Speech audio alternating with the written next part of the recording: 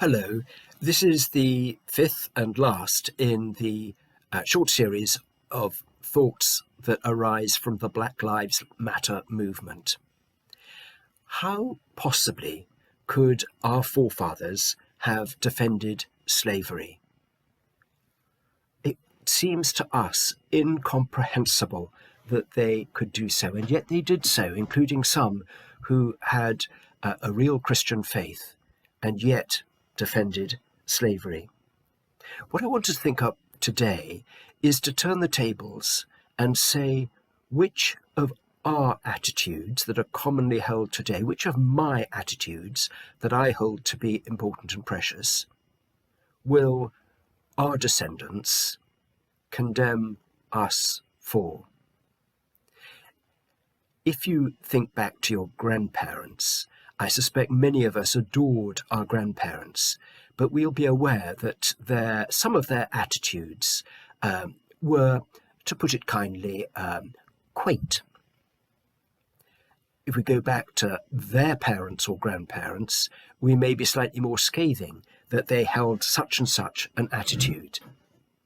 And what we fail to notice is that, of course, our grandchildren will hold exactly the same thoughts about us. They will look at the things that I hold so precious and say, how quaint it was that he believed that. Their children may be more scathing about my attitudes than that particular word.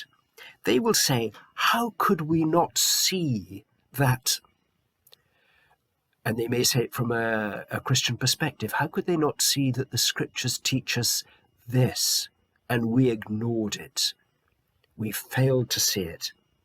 Yet the reality is that we don't always see all the implications of what the scriptures teach, or what the effect of our current attitudes will be.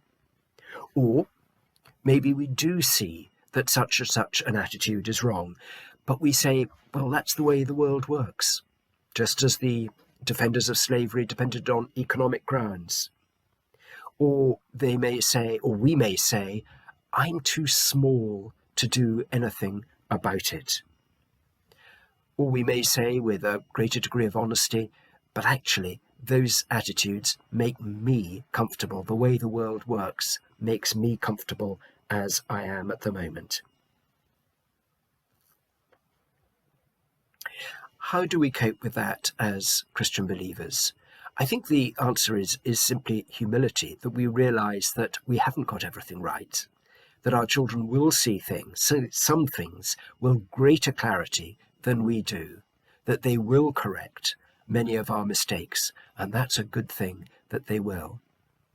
It's also looking ahead to the way in which God will act in this world, and that he will ultimately put right the things that are wrong.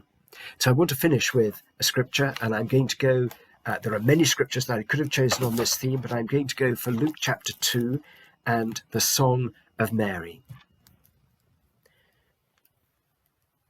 And the relevant part of it that I'm thinking of is that God has performed mighty deeds with his arm. He has scattered those who are proud in their inmost thought. He has brought down rulers from their thrones, but has lifted up the humble. He has filled the hungry with good things, but has sent the rich away empty. These words from long ago, they have an eternal relevance. They're still important for us today. God has a way of correcting the things that are wrong. He promises to do so.